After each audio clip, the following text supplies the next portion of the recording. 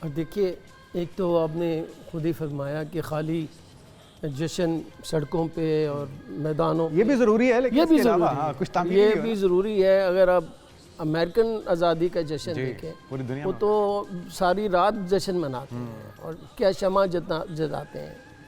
پاکستان بھی زندہ قوم ہے، زندہ قومیں اپنی جشن آزادی کو زندہ لوگوں کے لیے ہی کرتے ہیں۔ دوسرا جو آپ نے مقصدیت جو ہے وہ یاد کرنا ہے، وہ مقصدیت آبجیکٹیوز کیا تھے جب پاکستان بنا، کیوں بنا، ہم نے کیوں دونوں انگریزوں اور ہندوؤں سے دونوں سے آزادی کیوں مانگی، اور کیوں ہمارے جو مسلمان تقریباً 1/4 مسلمان ہندوستان میں ہی رہ گئے، ہندو اکثریتی صوبوں میں رہ گئے، اور کیوں جب تقسیم ہوا پنجاب میں سب سے زیادہ جو بٹوارے کا جو نقصان ہوا پنجاب میں ہوا، خون ادھر بھی بہا ادھر بھی بہا، کٹی ہوئی لاشوں سے بھری ہوئی جو ٹرینیں تھیں ادھر سے بھی آئیں ادھر سے بھی آئیں ہیں، لیکن حقیقت یہ بھی ہے کہ قتل پہلے وہاں ہوا ہے، درست، اور نفرت وہاں سے شروع ہوئی ہے۔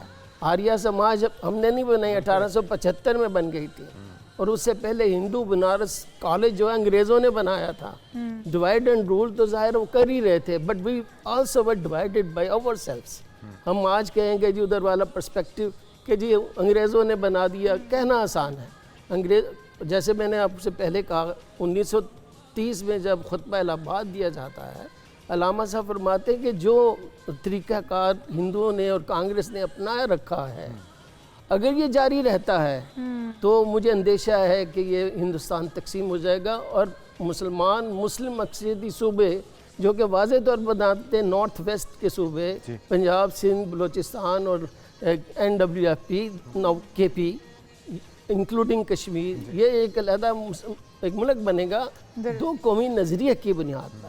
اچھا، جب وہ یہ کہتے ہیں تو کیا ہندوؤں نے اپنی روش چھوڑ دی؟ کیا کانگریس نے اپنی پالیسی چھوڑ دی؟ پہلی دفعہ انہیں 700 سال بعد حکومت بنانے کا موقع ملا، 1937 سے 1939 تک۔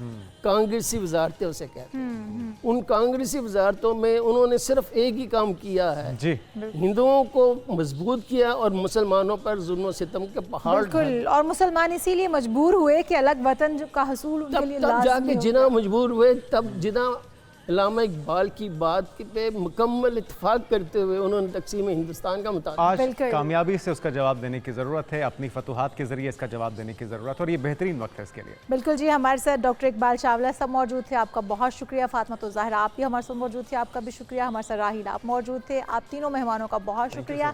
اور جشن آزادی منایا جا رہا ہے، اور زندہ قومیں ہی اس طرح سے جشن آزادی منایا کرتی ہیں۔ پروگرام ابھی جاری و ساری ہے، ہم یہاں پر شامل کریں گے ایک شارٹ بریک، آپ کہیں مت جائے گا، stay with us۔